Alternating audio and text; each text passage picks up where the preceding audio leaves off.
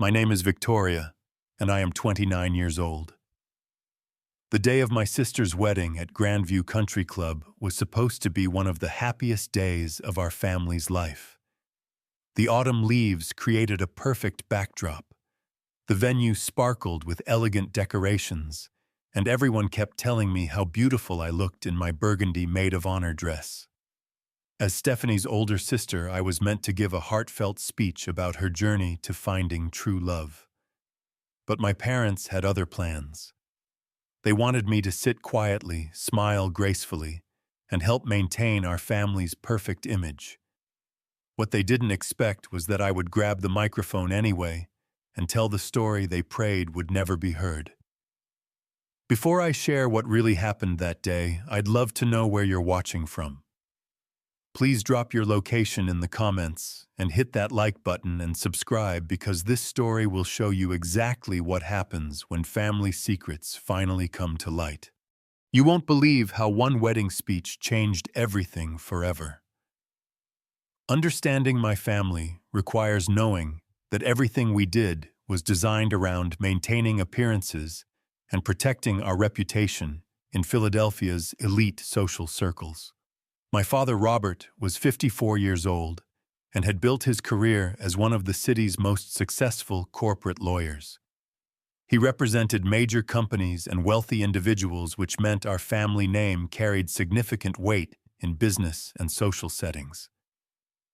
Image was everything to him, and he treated our family like a carefully managed public relations campaign. My mother, Catherine, 51 years old, had dedicated her life to being the perfect socialite wife. She volunteered for all the right charities, hosted elaborate dinner parties, and made sure our family appeared in the society pages for all the right reasons. She understood exactly how to navigate the complex social hierarchies that defined our world, and she expected her daughters to follow her lead without question. My younger sister, Stephanie, was 26 and had always been the golden child in our family's narrative. She possessed that effortless beauty and charm that made people gravitate toward her immediately. Her blonde hair always fell perfectly, her smile could light up any room, and she had a natural ability to make everyone feel like they were the most important person in the world when she spoke to them.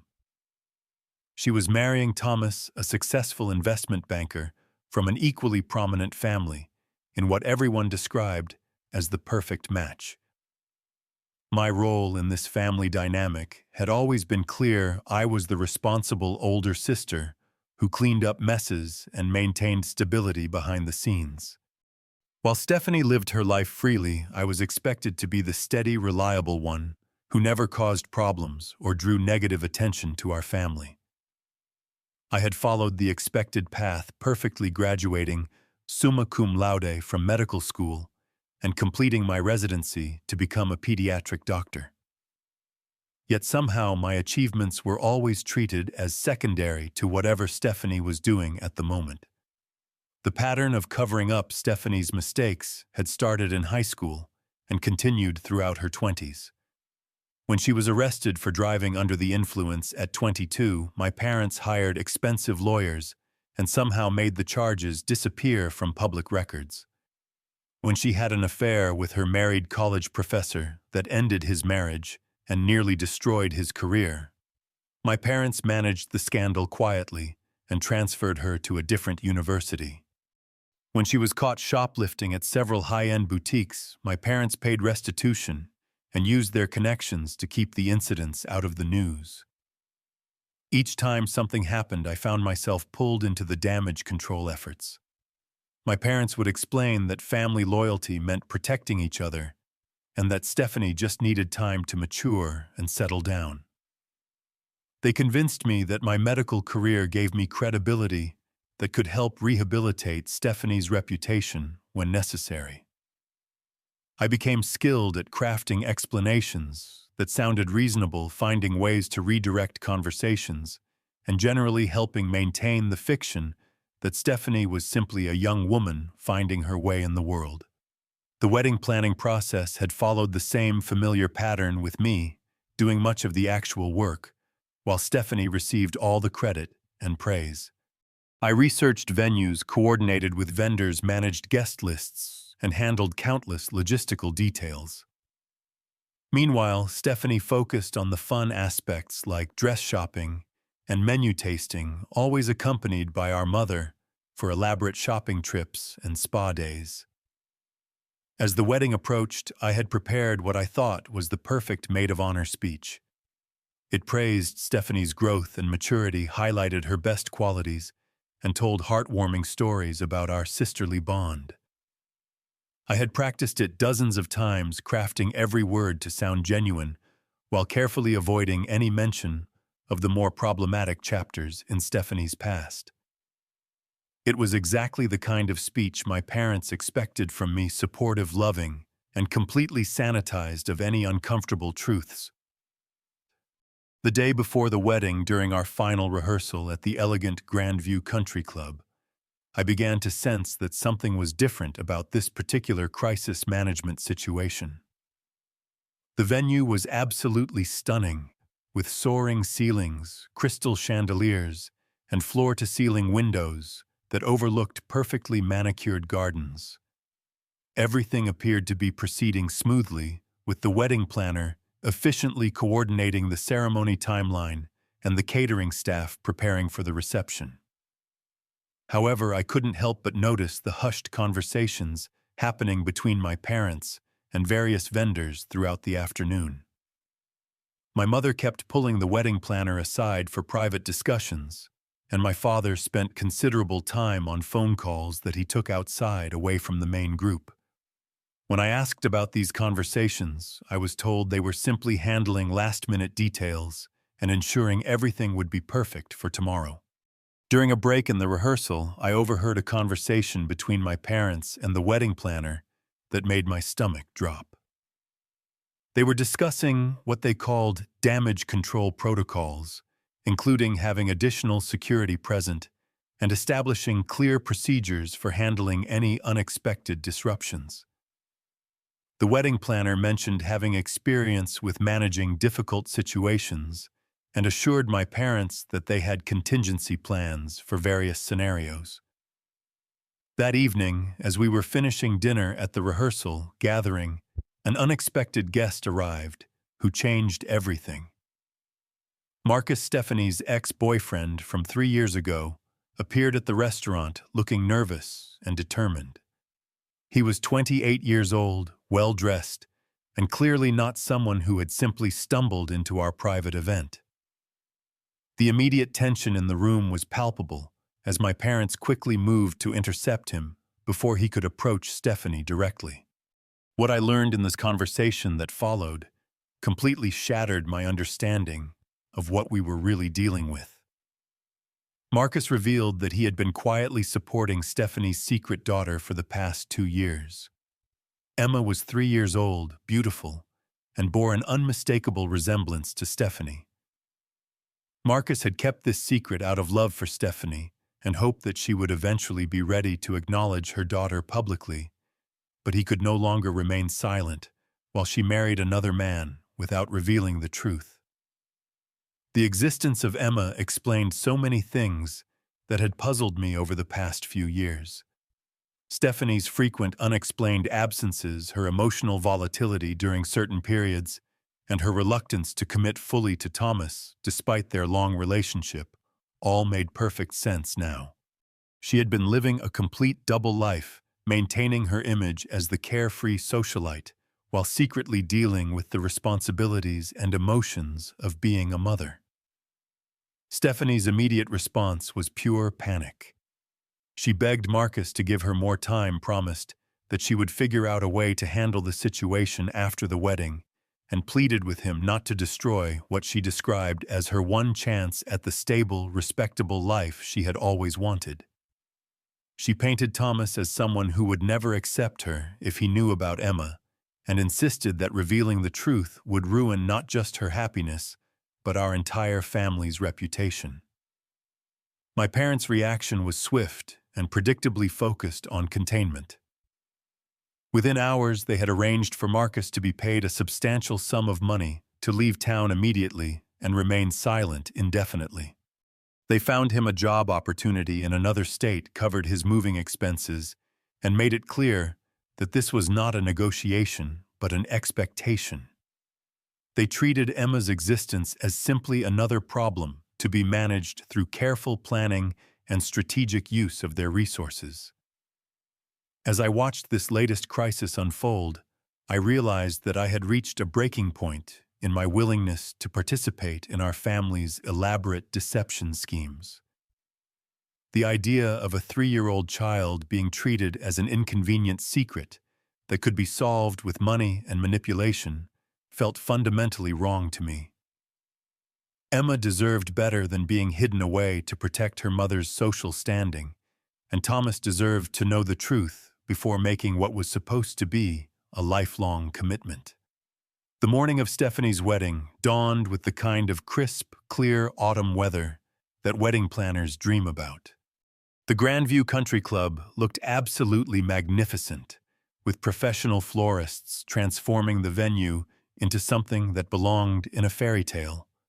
White roses and burgundy dahlias decorated every surface, silk ribbons cascaded from towering arrangements, and hundreds of candles created an atmosphere of romantic elegance that would photograph beautifully for the society pages.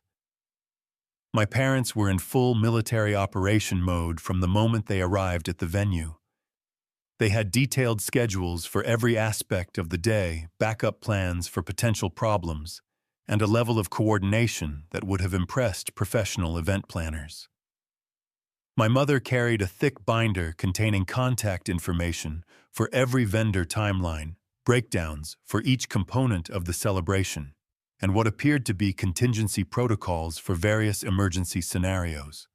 The guest list represented the absolute pinnacle of Philadelphia society, with over 300 attendees, including business leaders, politicians, cultural figures, and old money families whose names appeared on buildings throughout the city.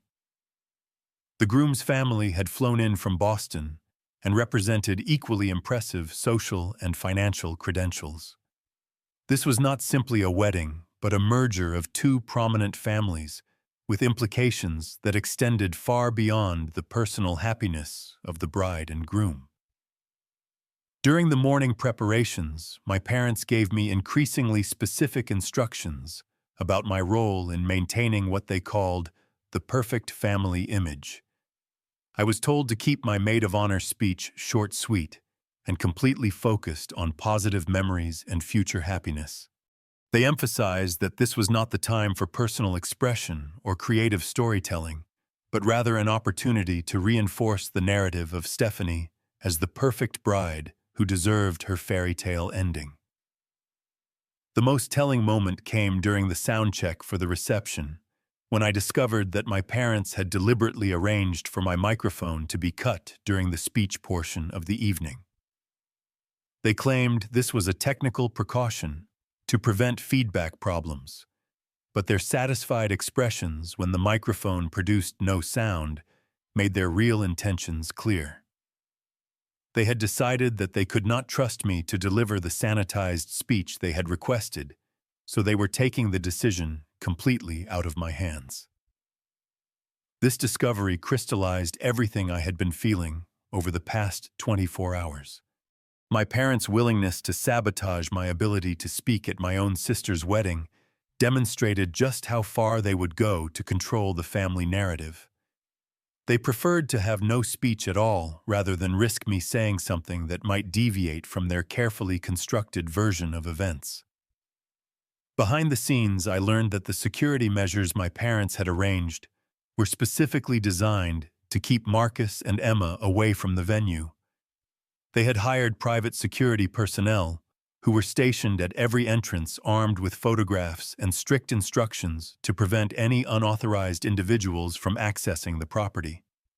They had also arranged for additional staff to monitor the parking areas and surrounding grounds to ensure that their containment strategy remained effective throughout the day.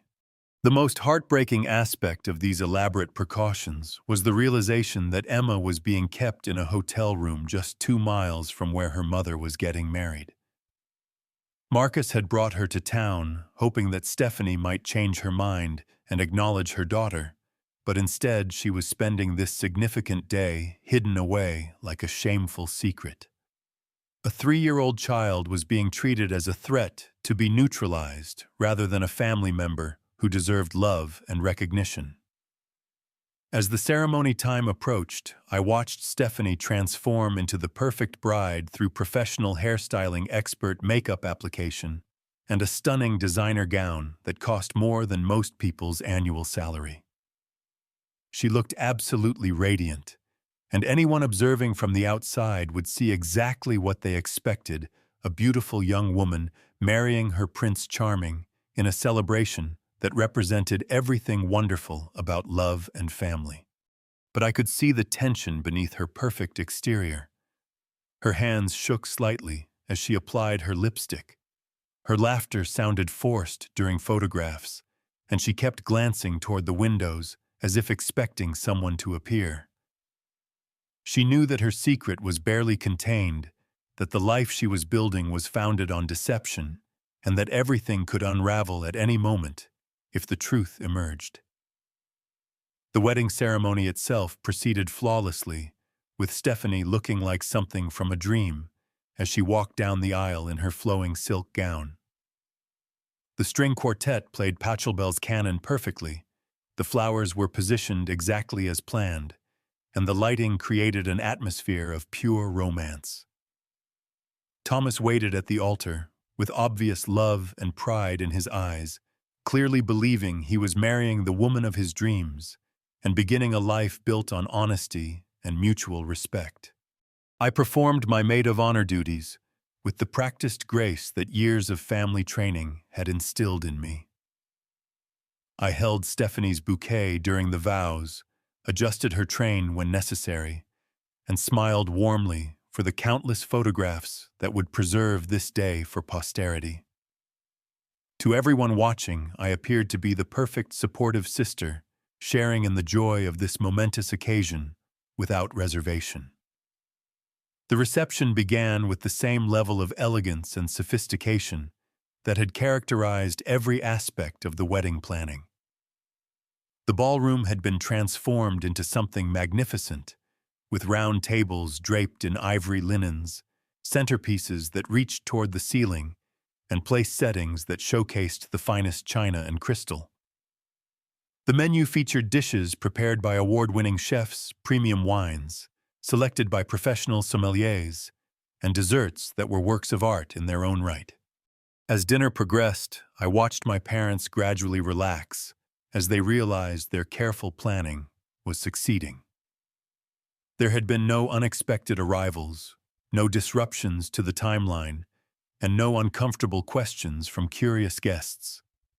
The conversations at each table focused on appropriate topics like business ventures, vacation plans, and social events. The evening was proceeding exactly according to their script, and they were beginning to believe they had successfully navigated another potential crisis. The dancing portion of the evening began with Thomas and Stephanie sharing their first dance to a song that had been specially arranged by a professional orchestra. They looked absolutely perfect together, that moving with practiced elegance while guests watched with admiration and approval. The photographer captured every angle, ensuring that these images would become the official record of their perfect beginning as husband and wife. But as the evening progressed toward speech time, I could feel my resolve strengthening rather than wavering. The contrast between the elegant perfection of the celebration and the painful reality of Emma's existence became more stark with each passing minute. Here we were, celebrating love and family and new beginnings, while a 3-year-old child sat in a hotel room because acknowledging her existence might complicate the narrative my parents wanted to maintain. When my father, Robert, finally stood to introduce the toasts, he spoke eloquently about the joy of seeing his youngest daughter find happiness with such a wonderful man. He praised Thomas for his character and accomplishments, expressed gratitude to both families for their support, and painted a picture of bright future filled with love and prosperity. His words were perfectly chosen, his delivery was smooth and confident, and the audience responded with warm applause. Then came the moment I had been preparing for all day. My father introduced me as the maid of honor, explaining how proud he was of both his daughters and how much it meant to have family sharing in this special celebration. The audience settled in expectantly, ready to hear heartwarming stories about sisterly love and childhood memories that would bring tears to their eyes. I stood gracefully and moved toward the microphone just as I had rehearsed countless times. The room fell quiet with 300 guests focusing their attention on me with anticipation and goodwill. My parents watched with confident smiles, secure in their belief that they had successfully managed every aspect of this potential crisis. But when I reached for the microphone, nothing happened. The sound system was completely dead, exactly as my parents had planned. The confused murmur that rippled through the crowd confirmed what I already knew. They had sabotaged my ability to speak because they could not trust me to stay within the boundaries they had established. For just a moment, as I stood there holding a useless microphone in front of 300 expectant guests, I felt the full weight of my family's betrayal and control. They had invited all these people to celebrate love and family, but they were so afraid of the truth that they were willing to humiliate me publicly rather than risk an honest speech. The satisfied expressions on my parents' faces as they realized their sabotage had worked made their priorities crystal clear. But I had come too far to be stopped by a technical manipulation.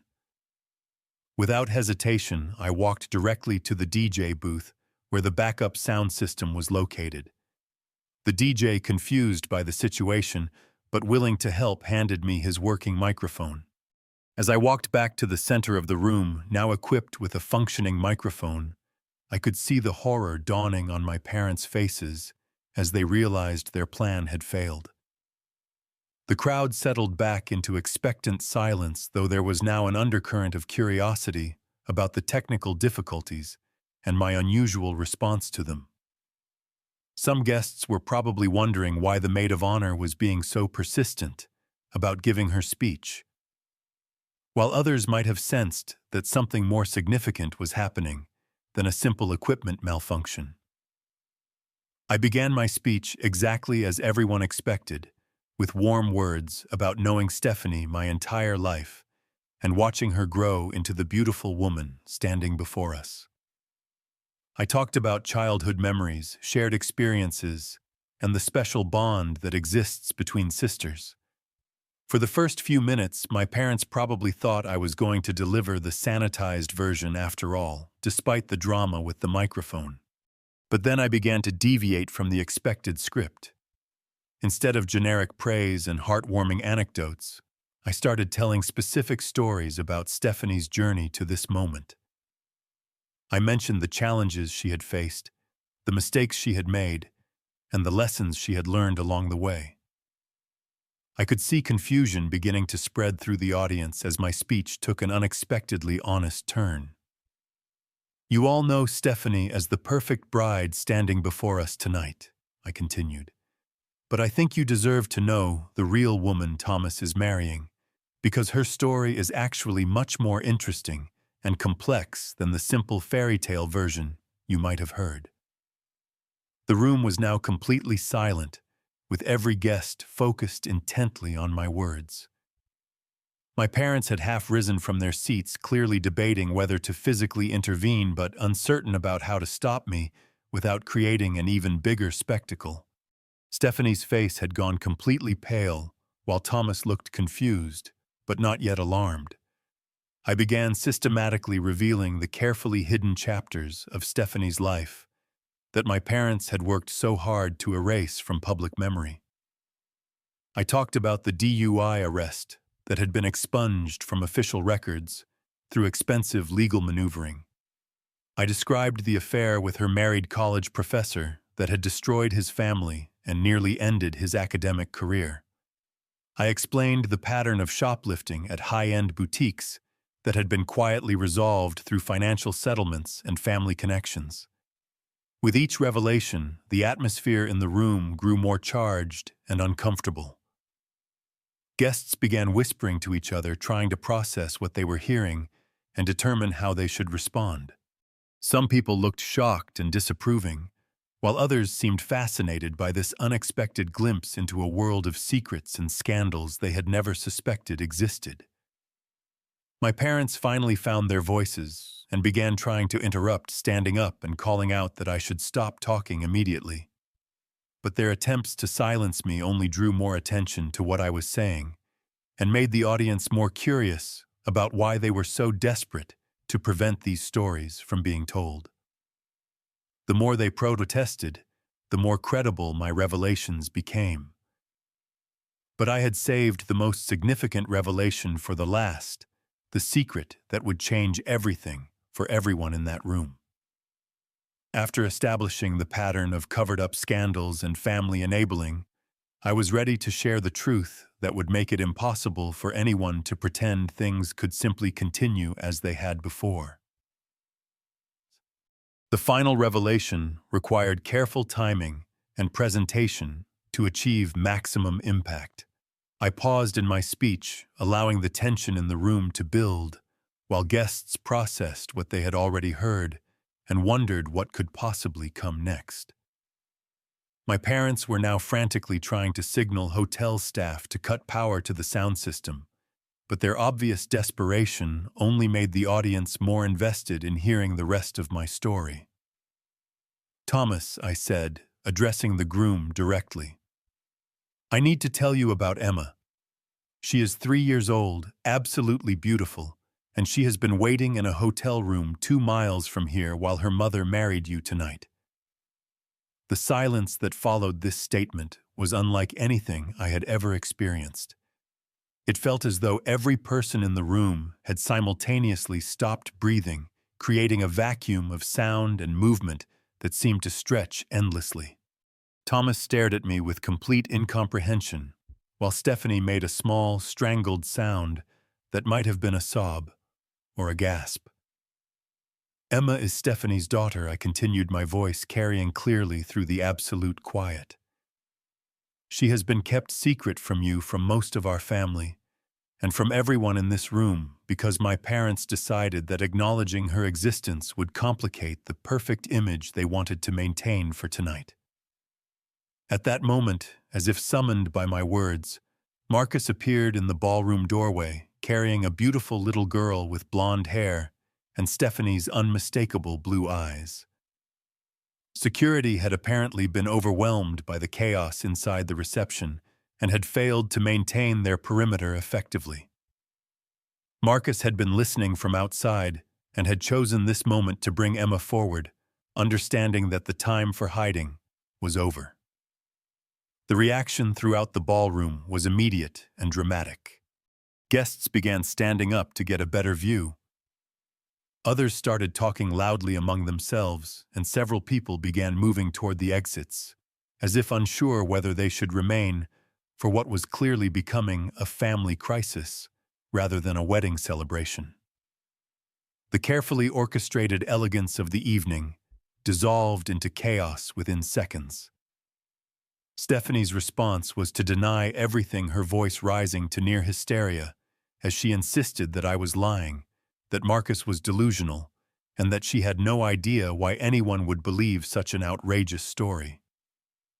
But her protestations became increasingly unconvincing, as guests could clearly see the resemblance between her and the little girl Marcus was holding, and her extreme emotional reaction suggested guilt rather than righteous indignation. Thomas's family, who had traveled from Boston for this celebration, were clearly horrified by what they were witnessing. His mother stood up abruptly and began gathering her belongings, while his father engaged in urgent whispered conversations with other family members about how quickly they could leave the venue. These were people who valued discretion and propriety above all else, and finding themselves in the middle of such a public scandal was their absolute worst nightmare. The groom himself seemed frozen in place, unable to process the magnitude of what he was learning about the woman he had just married. He kept looking back and forth between Stephanie, Emma, and me, as if hoping someone would explain how this could all be a misunderstanding or a cruel joke. The man who had been celebrating the happiest day of his life just minutes earlier now appeared to be calculating how quickly he could begin annulment proceedings. But as the chaos continued to escalate around us, Emma herself became the most compelling evidence of the truth I had revealed. She looked around the ballroom with curious 3-year-old eyes, clearly wondering why everyone seemed so upset and why her presence was causing such dramatic reactions. When she saw Stephanie in her wedding dress, she smiled and reached toward her, calling out "Mama" in a clear voice that carried across the increasingly noisy room. That single word from Emma's lips accomplished what all of my revelations could not. It made denial impossible. Even Stephanie could no longer maintain her desperate claims of innocence when faced with her daughter's natural recognition and affection. The facade that had taken years to construct crumbled completely in that one moment of authentic connection between mother and child. My parents made one final attempt at damage control, trying to convince guests that this was all a misunderstanding that could be resolved privately after the reception. But their efforts were futile at this point, as too many people had witnessed too much truth for any amount of spin or manipulation to be effective. The perfect family image they had spent decades building lay in ruins around them. The immediate aftermath of my revelations was unlike anything I could have imagined, even after years of witnessing my family's crisis management strategies. The elegant ballroom that had hosted such a perfect celebration just minutes earlier now resembled the scene of a natural disaster, with guests streaming toward exits, vendors trying to determine whether to continue service, and family members engaging in heated arguments that could be heard throughout the venue. Thomas's family wasted no time in making their position clear. His mother approached Stephanie directly and informed her in crisp, controlled tones that their family would be consulting attorneys immediately about annulment options, and that they considered this marriage to have been entered into under fraudulent pretenses. His father gathered their extended family members and began coordinating their departure from both the venue and the city, making it clear that they wanted no further association with what they viewed as a fundamentally dishonest situation. The groom himself seemed to be cycling through the stages of grief at an accelerated pace. He went from denial to anger to bargaining within the span of minutes, first insisting that there must be some mistake, then demanding to know how Stephanie could have deceived him so completely, and finally pleading with his family to give him time to work through the situation before making any permanent decisions. But their minds were clearly made up, and Thomas found himself caught between the woman he thought he had married and the family whose approval and support had always been central to his identity. Stephanie's meltdown was spectacular and painful to witness. She alternated between desperate attempts to maintain her innocence and furious attacks on me for destroying what she described as her one chance at happiness and respectability. She accused me of being jealous of her relationship with Thomas, resentful of the attention she received from our parents, and vindictive enough to ruin her life simply because I could not stand to see her succeed. But her anger at me paled in comparison to her rage toward Marcus for bringing Emma to the venue against her explicit instructions. She screamed that he had violated their agreement, destroyed her carefully planned future, and selfishly prioritized his own need for recognition over her happiness and Emma's well-being. Her reaction revealed the depth of compartmentalization she had achieved, treating her role as Emma's mother as completely separate from her identity as Thomas's wife. My parents' response followed their usual pattern of attempting to control the narrative through a combination of authority and strategic thinking. They began working the room, approaching key guests individually to provide damage control explanations and requesting discretion in how this situation would be discussed outside the family circle. They emphasized that family crises should be handled privately and that broadcasting these difficulties would serve no constructive purpose for anyone involved. But their traditional strategies were proving ineffective in the face of such overwhelming evidence and so many witnesses. The guests who were leaving were already making phone calls to share what they had witnessed. Society photographers had captured images of the confrontation that would undoubtedly appear in various publications, and the scale of the revelation made it impossible to minimize or contain through their usual methods.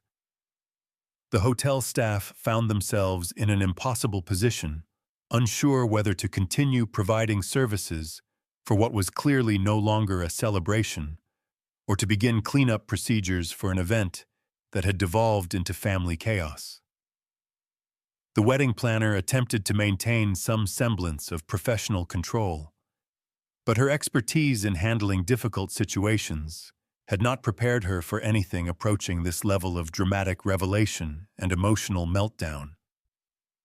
Throughout all of this chaos, Emma remained the one completely innocent presence in the room. Marcus held her protectively while she observed the adult drama with the detached curiosity of a young child who could sense that something significant was happening without understanding the implications. Her presence served as a constant reminder of what this situation was really about: a little girl who deserved to have her existence acknowledged and her relationship with her mother showcased openly rather than hidden away like a shameful secret. As guests continued to leave and family members engaged in increasingly heated confrontations, I felt a strange sense of calm settling over me. I had finally spoken the truth that had been weighing on my conscience for years, and while the immediate consequences were certainly dramatic and painful, I knew that continuing to enable my family's pattern of deception would have been far worse in the long run. 6 months have passed since that explosive wedding reception, and the ripple effects of that evening have fundamentally changed every relationship and dynamic within our family and social circle. The immediate aftermath was every bit as dramatic and life-altering as anyone could have predicted, but the long-term consequences have been even more significant than I anticipated when I made the decision to speak the truth that night. Stephanie's marriage to Thomas was annulled within 2 weeks of the wedding, with his family's attorneys working efficiently to dissolve what they argued had been entered into under fraudulent pretenses.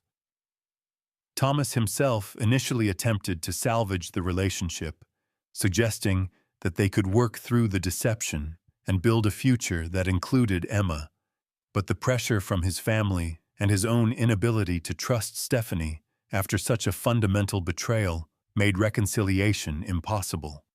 The custody arrangements for Emma have been worked out between Stephanie and Marcus with surprising cooperation and minimal legal intervention. Marcus has proven to be a dedicated and loving father who genuinely wants what is best for his daughter, while Stephanie has been forced to confront her responsibilities as a mother now that secrecy is no longer an option. Emma is thriving with the stability and honesty that comes from having her family situation acknowledged openly rather than hidden away. My parents' social standing in Philadelphia society has been severely damaged, though not entirely destroyed. The revelation that they had spent years covering up scandals and maintaining elaborate deceptions has called into question their credibility and judgment in ways that have affected both my father's legal practice and my mother's charitable activities. Some longtime friends and associates have remained loyal, but others have distanced themselves from what they view as a fundamentally dishonest family dynamic.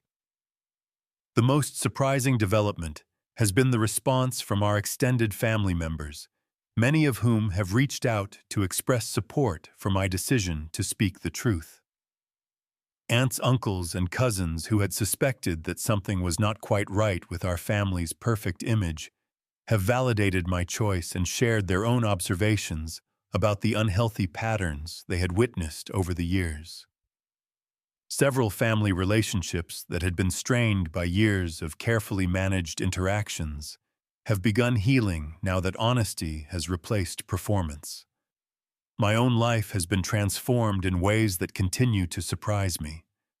My medical practice has actually benefited from the situation, as colleagues and patients have expressed admiration for my courage in speaking truth despite personal cost. I was recently promoted to chief pediatric resident at my hospital, partly based on the leadership qualities I demonstrated during this family crisis. The professional recognition I had always sought but never received from my parents has come from people who value integrity over image management. Perhaps most significantly, I have begun a relationship with David, a fellow physician who was introduced to me by a mutual colleague who thought we would appreciate each other's commitment to honesty and ethical behavior. David knew about my family situation before we started dating, and his respect for my choice to prioritize truth over convenience has formed the foundation of a relationship built on mutual respect and genuine compatibility rather than social expectations or family pressure. My relationship with Emma has become one of the most rewarding aspects of this entire experience. As her aunt, I am now able to have an open, honest relationship with her that includes regular visits, participation in important milestones, and the opportunity to be a positive influence in her life. She is a bright, curious, affectionate child who deserves to have loving family relationships that are not clouded by secrecy or shame. The therapy process I began shortly after the wedding has helped me understand the complex dynamics that characterized our family for so many years. I have learned to recognize the patterns of emotional manipulation, the way family loyalty was weaponized to prevent truth-telling, and the psychological toll that constant image management takes on individual authenticity and mental health. Understanding these dynamics has been essential to my healing process and my ability to build healthier relationships moving forward. Looking back on that night at Grandview Country Club, I have no regrets about the choice I made to speak the truth despite knowing it would cause immediate pain and long-term disruption. The alternative was to continue enabling a system of deception that was harmful to everyone involved, including Emma, who deserved better than being treated as a secret to be managed and hidden away. The most important lesson I have learned from this experience is that family loyalty should never require participating in dishonesty or enabling behavior that hurts innocent people. True love and support sometimes mean being willing to speak difficult truths, even when those truths disrupt carefully constructed facades and force everyone involved to confront uncomfortable realities. Breaking the pattern of family silence was painful but necessary, not just for me, but for everyone who had been trapped in roles that required them to suppress their authentic selves in service of maintaining an image that was fundamentally false. Emma now has the opportunity to grow up in a family environment where her existence is celebrated rather than hidden. Stephanie has been forced to take responsibility for her choices and their consequences, and our family has the opportunity to rebuild relationships based on honesty rather than performance. The courage to speak truth in the face of family pressure, social expectations, and personal cost is something that I hope others can find when they face similar situations. Families that operate through secrets, manipulation, and image management create environments where authentic relationships become impossible, and breaking those patterns often requires someone to be willing to accept the immediate consequences of truth-telling for the sake of long-term healing and growth. Have you ever found yourself in a position where family loyalty conflicted with your moral obligation to speak the truth? What would you do if you discovered that your family was keeping secrets that affected innocent people especially children. How do you balance maintaining family relationships with standing up for what you believe is right? Share your thoughts and experiences in the comments below. If this story resonated with you, please hit that like button and subscribe for more real-life stories about family dynamics, finding courage to speak truth and choosing integrity over convenience. And please share this video with anyone who might need to hear that sometimes the most loving thing you can do is refuse to participate in family secrets that harm innocent people.